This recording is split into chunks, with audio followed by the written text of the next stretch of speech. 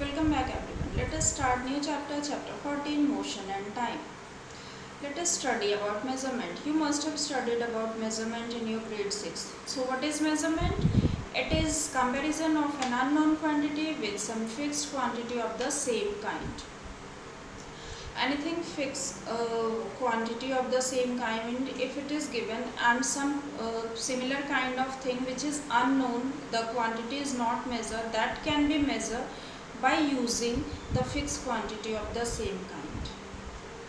For example, a tailor master used to measure the cloth before cutting and stitching. So how do he measure the cloth? The unknown quantity is the piece of cloth, and what is the known quantity there?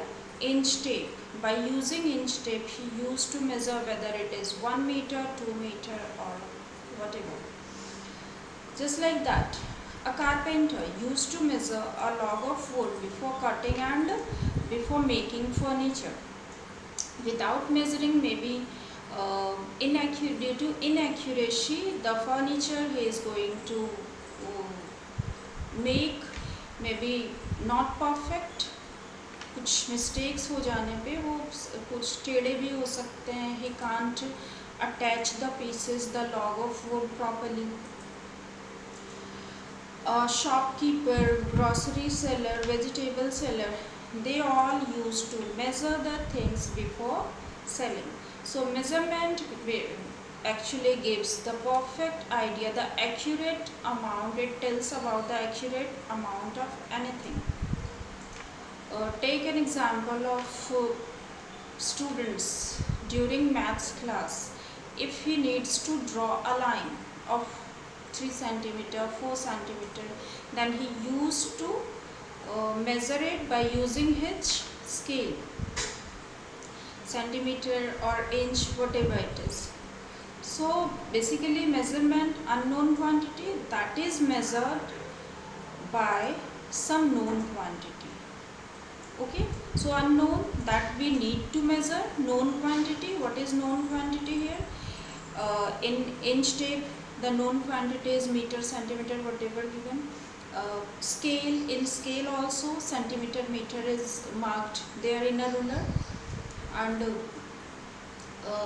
for weighing 1 kg, 2 kg, that is also given. Certain mass is there of 1 kg, 2 kg amount, the weighing, for weighing anything. Okay, so just like that, everything can be measured by using some known quantity of similar kind. If anything unknown, we can measure it by using known quantity of similar kind. Now next one is motion. What is motion? Motion, an object is said to be in motion when its position changes with respect to time and surrounding. Any object is said to be motion when in the beginning its position was somewhere else, and at the end its position changes, its surrounding changes with comparison to time. For example, your school bus used to come in the morning to your stop, and it takes some time, maybe 10 minutes, 20 minutes, half an hour, 1 hour, then it takes all students to school. So in the beginning, what was its position? On your stop, and the surrounding was your wherever you live, that is the surrounding of us. Then finally it reached to the school. Then now its surrounding changes, its surrounding is now surrounding of school only. So the bus was in motion with comparison to its surrounding and time taken, whatever the time is taken. Accordingly, we can say any object is in motion if its position changes with respect to time taken and surrounding. Okay. Now next one is time. Time is an interval between two activities. So when we have taken the example of bus, in the beginning what was the time? At the end when it reaches school, what is the time? The gap between these two activities is time. So now we can measure time. What are the things, what are the devices through which we can measure time? Ancient people was telling about time by seeing the position of sun. What is the position of sun? Even navigators, sailors used to see the position of stars to check the time, even direction as well. Moon, the position of moon as well, the shape of moon as well tells about the time. So according to the position of time, we can say the gap between sunrise to sunset is called day, then sunset to next sunrise is called night, and one full day and night tells, it gives 24, it takes actually 24 hours. Then one new moon to next new moon, the gap between two new moon was considered as month. And then one revolution of earth around sun is taken as year. Accordingly, we can say about the time, we can measure time according to the position of sun, and ancient people were not having any kind of device to measure time, so they used to see the position of sun, uh, the shape of moon and stars as well, the direction of, for direction, the position of star as well. So accordingly they can say about the time.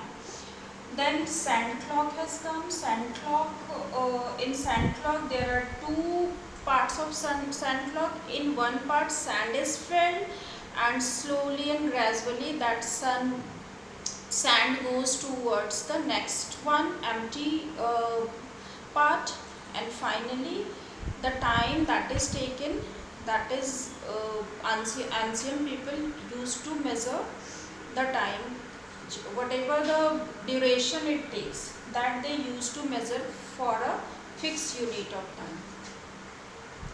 Then sundial is advanced because it shows, uh, it depends on the position of sun, how, by the shadow that is formed on somewhere.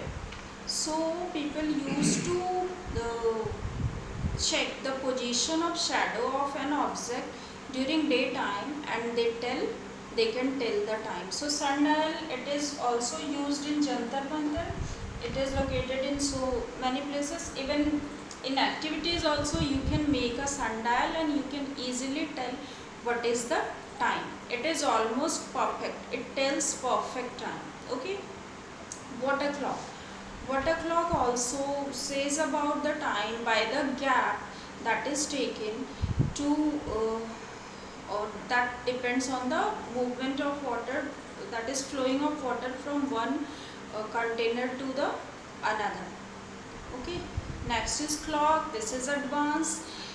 Clock was made after the discovery of pendulum by Galileo Galilei. Okay. So pendulum, basically there is a bob that is hanged on a thread and that is tied on a support, and the movement of bob uh, shows the fixed interval of time, a uniform, it shows the uniform motion because it takes a fixed time. So on the basis of pendulum, gradually clock was discovered, it was made. Okay, now you look at the screen.